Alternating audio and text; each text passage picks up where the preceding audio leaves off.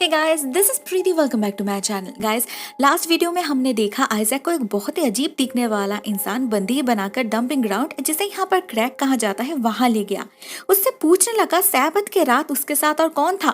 इस आदमी को मिस्टर हेल ने भेजा था। उसने आइजैक को बहुत डराया, धमकाया, उसे जड़ी बूटी खिलाकर उस पर स्पेल कास्ट किया। फिर भी आइजैक के मुंह से जॉन का नाम निकला नहीं। शाम तक उसे इंटेरोगेट करने के बाद भी जब उन्हें कुछ मिला नहीं तो मिस्टर हेल उसे छोड़ने की डिसाइड करते हैं, मगर जाने से पहले उसके पॉकेट में कुछ ऐसा डाल देते हैं जिससे उस पर विचक्राफ्ट का आरोप लगाया जा सके। उधर सेलिम में हम कॉटन को देखते हैं अपने फेवरेट प्रोस्टिट्यूट ग्लोरियाना के पास। इससे कॉटन प्यार करता है, छुप छुप के मिलने आता है उसे, मगर सबके सामने उसे एक्सेप्ट करने की हिम्मत नहीं है उसमें। ग्लोरियाना ब्रिजेट वाले हादसे से काफी डरी हुई थी। अगर उनके जैसे भले इंसान को ऐसी मौत मिल सकती है तो वो कहाँ सुरक्षित है इस सीलिम में।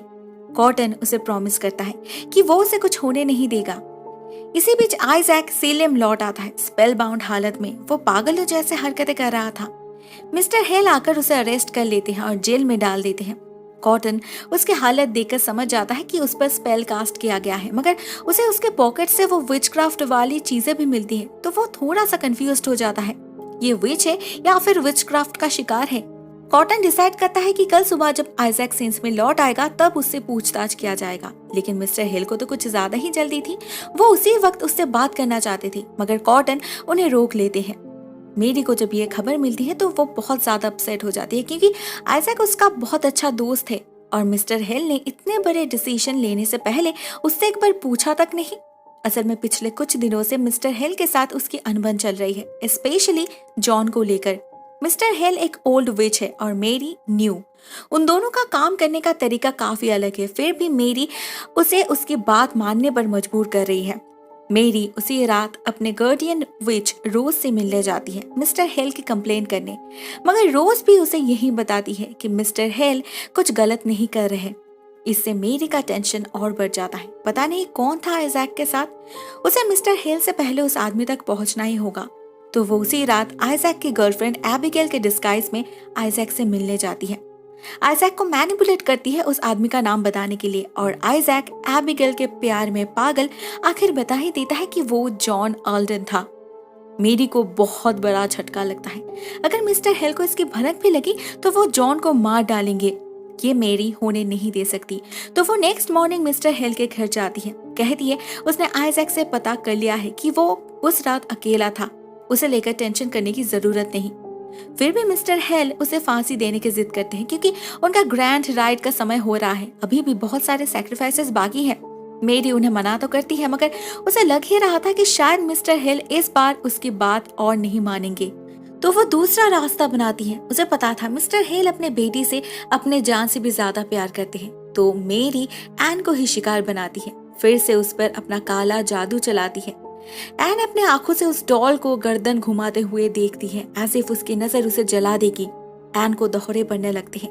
उसका दम घुट रहा था। खून के उल्टी करते करते वो बेचारी बेहोश हो जाती है। मिस्टर हेल उस पुतले को देखते ही समझ जाते हैं ये किसका काम हो सकता है।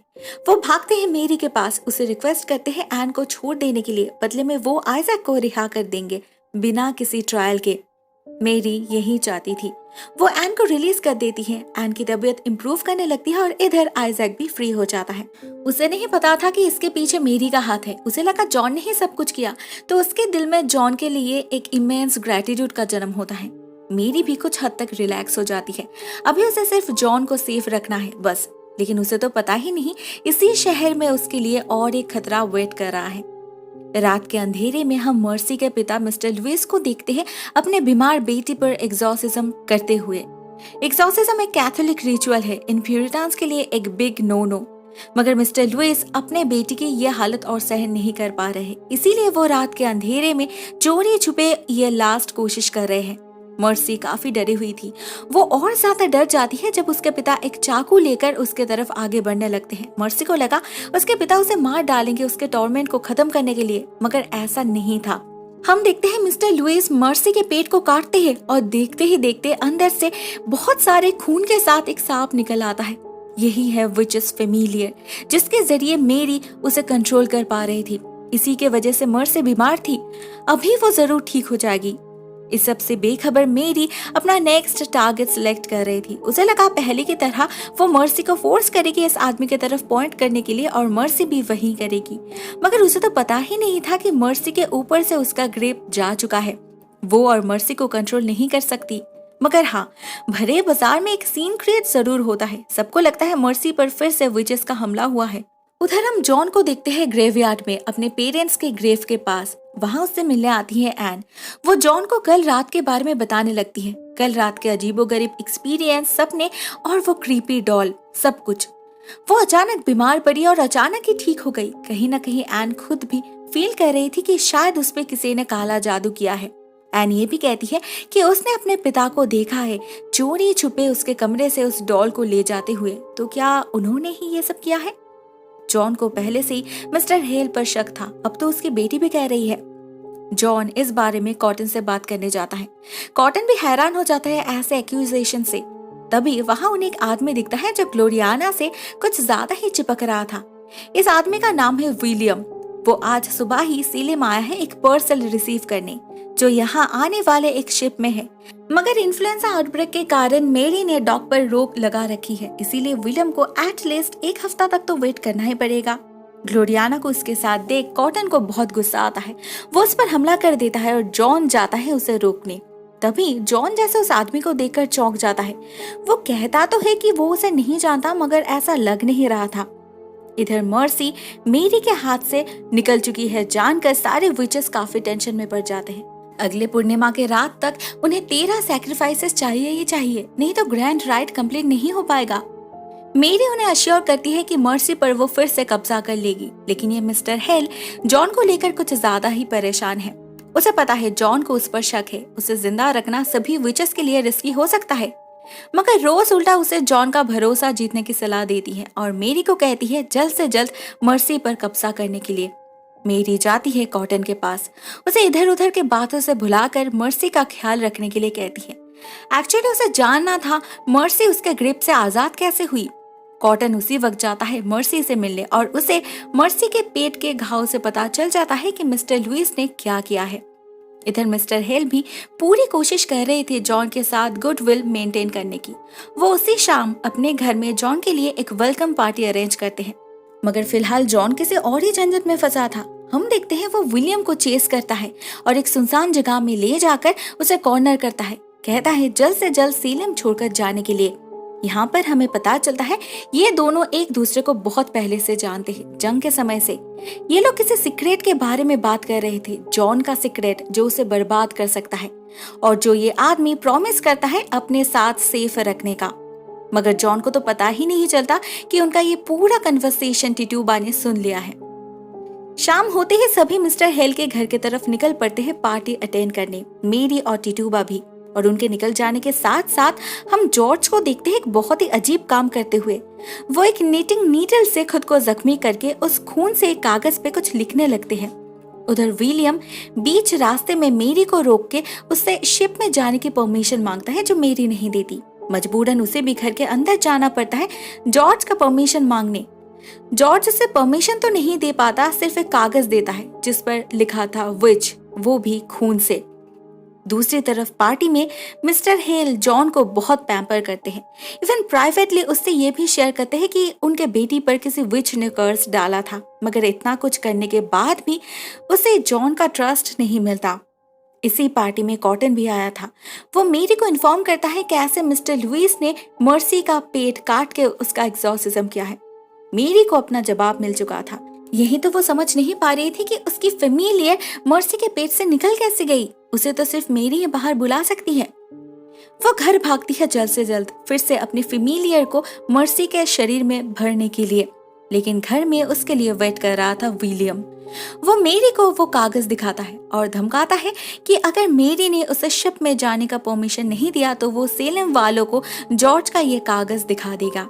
उसे पता नहीं था कि वो एक विच पर विच होने का आरोप लगा रहा है। मेरी अगर चाहती तो तभी उसे खत्म कर सकती थी, बट उसके लिए मर्सी ज्यादा जरूरी थी।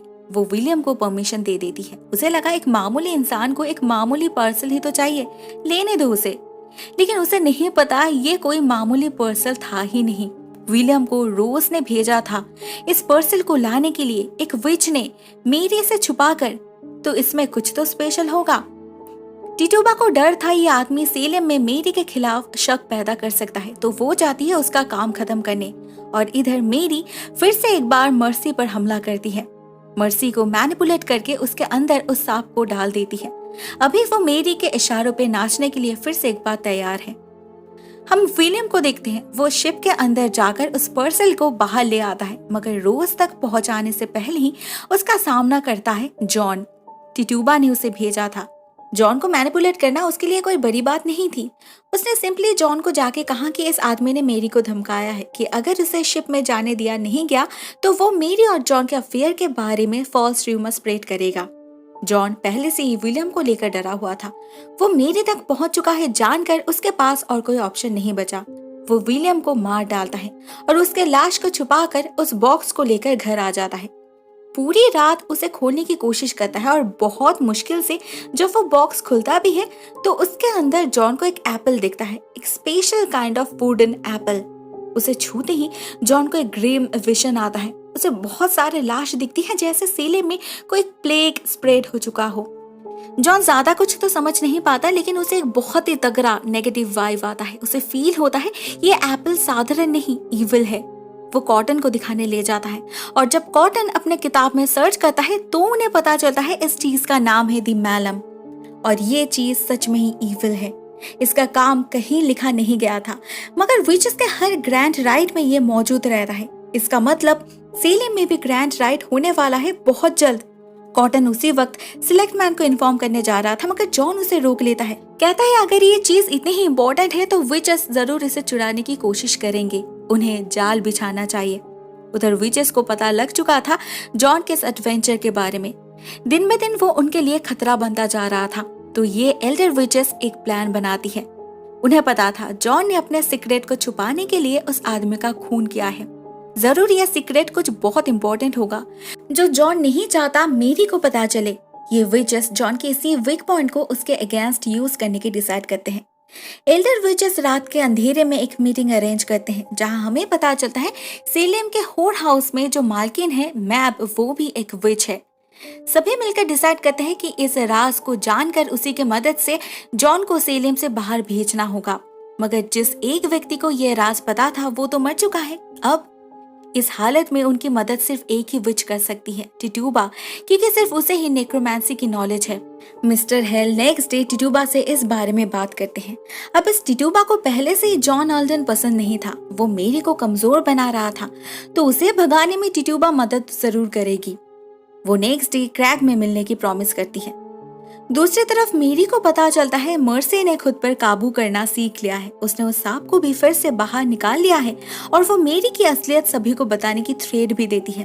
टिटुबा तो उसे मारना चाहती थी, मगर मेरी को पता था उसे कैसे यूज करना है।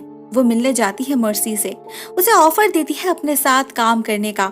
अगर मर्सी ने मान लिया तो उसकी जिंदगी बदल जाएगी, उसे इन्फिनिट पावर मिलेगी, और अगर उसने नहीं माना तो मेरी उसे मार डालेगी। मर्सी पहले तो राजी नहीं होती, क्योंकि वो ऑलरेडी बहुत टॉर्चर सह चुकी है। लेकिन जब उसके दोस्त उससे मिलने आते हैं, उसे बताते हैं कैसे वो लोग मर्सी को आइडियलाइज करते हैं, कैसे उन्हें लगता है मर्सी उनसे ज्यादा पावरफुल है, उसके एक इशारे से किसी की भी जान जा सकती है। तब जाके मर्सी को फील होता है, अरे हाँ, मैं इस इंप्रेशन को यूज कर सकती हूँ, लोगों को डरा सकती हूँ, उन पर राज कर सकती हूँ। एक्चुअली इन दिनों सेलेम के लोग इतने डरे हुए थे कि उन्हें बेवकूफ बनाना कोई बड़ी बात नहीं थी। इन लड़कियों के लिए ये खेल बन चुका था, और इस डर को इस्तेमाल करना मर्सी बहुत अच्छे से जानती थी। नेक्स्ट डे टिटुबा जैसे ही निकल जाती है क्रैक के लिए, मेरी को शक होता है। वो उसका पीछा करके बाजार तक जा पहुंचती है, लेकिन उसके बाद टिटुबा कहीं गायब हो जाती है। मेरी को वहां टिटुबा तो नहीं मिलती, मगर उसे मर्सी का नया खेल देखने जरूर मिलता है। मर्सी भरे बाजार में विच हंटिंग का नाटक कर रही थी। उसका विक्टिम बनता है उसके एक दोस्त के पिता, क्योंकि वो अपने बेटी को होर हाउस में बेचने की कोशिश कर रहे थे। मर्सी समझ चुकी थी अपने पावर को इस्तेमाल करने का इससे अच्छा ऑप्शन उसे नहीं मिलेगा। उसके कहने पर इस आदमी को जेल में धकेला जाता है और मेरी के लिए एक नई चुनौती खड़ी हो जाती है। उसे पता था ये लड़की उसे कभी भी ब्लैकमेल कर सकती है, तो वो कॉटन के मदद से ये प्रूव करने की कोशिश करती है कि अभी इस लड़की पर किसी विच का साया नहीं है, तो उस पर ट्रस्ट किया नहीं जा सकता। एट द सेम टाइम जंगल में हम टिटूबा को देखते हैं विलियम के लाश से बात करते हुए। उसने अपने पावर से इस लाइफलेस बॉडी में विलियम के आत्मा को बंदी बनाया है और उसी से उसे जॉन के सीक्रेट के बारे में पता चल जाता है। लेकिन जब मिस्टर हेल को बताने की बारी आती है, वो उनसे झूठ कहती है क्योंकि असली सीक्रेट को वो अपने पास रखना चाहती थी, जिससे वो मेरी के दिल में जॉन के खिलाफ शक पैदा कर सके। बाकी लोगों को बता के क्या होगा, जॉन को दूर भेजने से मेरी के दिल में उसके लिए प्यार कम तो नहीं हो जाएगा। तो उस रात जब मेरी उसे कन्फ्रंट करती है, पूछती है उसके पीठ पीछे मिस्टर हेल के साथ वो क्या गुल खिला रही है, तब वो उसे असलियत के बारे में इन्फॉर्म करती है। कहती है एल्डर्स ऑलरेडी उसके अगेंस्ट जा चुके हैं। उन्हें लग रहा है मेरी के फीलिंग्स, उसके इमोशंस उसे कमजोर बना रही है। इतना ही नहीं, मेरी जिसके लिए इतना कुछ कर रही है, जॉन वो भी कोई दूध का धुला नहीं है। उसने भी एक सीक्रेट सबसे छुपा कर रखा है जिसे अभी टिटूबा जानती है। ये राज इतना खतरनाक है कि अगर उसने ये बात सिलेक्ट मैन को बता दिया तो जॉन को कल सुबह ही फांसी दी जाएगी। ऐसा वो एक ही कंडीशन पर नहीं करेगी, अगर मेरी जॉन को भुलाकर सिर्फ और सिर्फ ग्रैंड राइट पे फोकस करे तो। मगर आखिर क्या ही ये सीक्रेट जिसके लिए इतना कुछ हो रहा है, इसके बारे में हम अगले वीडियो में डिस्कस करेंगे। आज के लिए बस इतना ही दोस्तों। Thank you so much for watching this video. बहुत जल्द मिलते हैं इसके नेक्स्ट पार्ट के साथ, तब तक के लिए टेक केयर, टाटा।